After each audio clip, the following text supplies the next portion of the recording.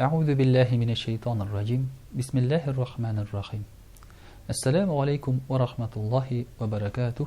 Muhtaram Müslüman kardeşler. Халык телендә шундый мәкаль бар. Кешене киеменә карап каршы алалар, акылына карап озаталар. Шуннан да иң беренче кешене күргәннән соң, аның киеменә карап без аңа бәя бирәбез.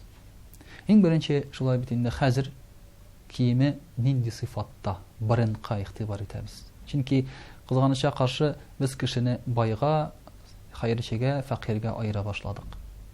Игътибар итәбез аның киеме нинди тәртип белән киелгән. Ягъни стиле бармы бу кешенең. Игътибар итәбез шулай ук бу кием брендлы булса да ситуациягә, менә хәзерге очракка туры киләме, юкмы? Һәм башкасы. Чыннан да кием бик әһәмиятле һәм Пәйгамбәребез Мөхәммәд Мустафа саллаллаһу алейхи ва сәлләмдә киемгә нык басым ясый торган була. Мәсәлән, мөхтәрәм кардәшләр, динебездә шундый очракта була татар халкында. Имам Мәрҗәнине беләбез, Шихабетдин Мәрҗәни. Бик күп аңа карата яман сүзләр чыга, бик яхшы, сыйфатлы, кыйбатлы чапан кигәч. Аңа шушы чапанны бүләк итә Иран шаһы. Һәм инде шушы чапанны Иран кешесеннән алгач, шиитлардан, шигылардан алгач, аны шигыларга эшли дип тә сүз чыгаралар. Димәк, мөхтәрәм кардәшләр, менә шушы кешенең киеменә карап бәя бирү дигән нәрсә элек тә, хәзер дә булган. Ләкин сүзебез, мөхтәрәм кардәшләр, аның турында түгел. Ислам динендә бар киемгә карата катгый таләпләр. Шушы таләпләрне син үтәргә тиешсең. Чөнки киемнең нинди булуы түгел, ә менә иң беренче чиратта нәрсәгә хезмәт итүе мөһим. Мәсәлән, мөхтәрәм кардәшләр, кешенең бар гаурәт җирләре дигән җирләр. Бу башка ят кешеләргә күрсәтергә ярамаган җирләр. Ир кешенең ул киндектән алып тез астына кадәр, ә инде хатын кызның йөзеннән беләккә кадәр ике кулыннан һәм тубыкка кадәр аягыннан кылган бөтен җирләр. Менә шушы җирләр һәр тәртипле, иманлы кешеләрне һәм үзен ихтирам иткән кешенең капланган булырга тиеш. Менә иң беренче таләбе шушы. Шуңа күрә дә син әллә нинди Dolce Gabbanaдан, әллә нинди Armaniдан кыйбатлы киемнәр киясең икән, ләкин гаурәт җирен капланмый икән. Аллаһы Тәгалә каршында һәм дин каршында бу киемнең бер нинди файдасы да юк, бәлки киресенчә зыяны гына.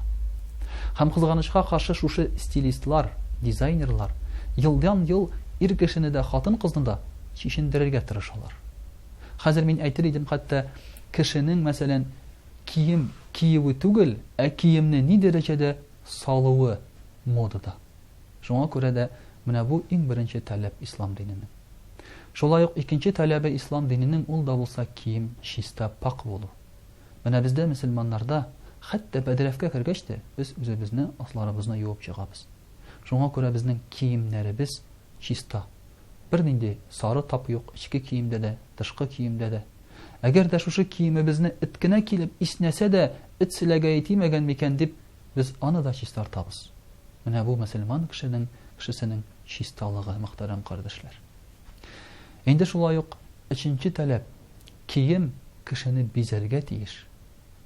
Чөнки Пәйгамбәребез саллаллаһу алейхи ва сәлләм кием кигән вакытта да, әлбәттә, ул киемне теге гаурәт каплансын, чиста гына булсын дип теләсә ничек салып йөрмәгән. Ләкин шул ук вакытта кием ул безне бизәп тә җибәрә. Кемнедер шулай бит, кемгәдер дәрәҗә исти, ә кемнедер киресенчә түбәнсетә. Шуңа күрә дә менә шушы киемне дә без белеп карап киенәбез. Әйтик, мәсәлән, Имам Малик укырга барган вакытта укытучысы янына, әле ул кичкенә генә була ул вакытта, әнисе аңа чалма кидертә, чапан кидертә дә әйтә: "Галимнәр шулай киенергә тиеш. Бар укытучы янына шушы кыяфәттә." Менә шулай, мөхтәрәм кардәшләр, шушы киемебез белән без ниндидер эшкә мөнәсәбәтебезне күрсәтәбез. Намазга, ниндидер, мәсәлән, туйга карата, ниндидер дәрәҗәле, мәртәбәле кешегә карата. Шуңа күрә дә менә безгә, киемебезгә карап, безне каршы алалар. Һәм инде каршы алган вакытта матур каршы алсыннар, матур фикер калдырсыннар дисәң, син тиешле һәм шушы очракка туры килгән шариғат таләпләренә туры килгән киемдә кияргә тиеш. Вассаламу алейкум ва рахматуллахи ва баракатуһ.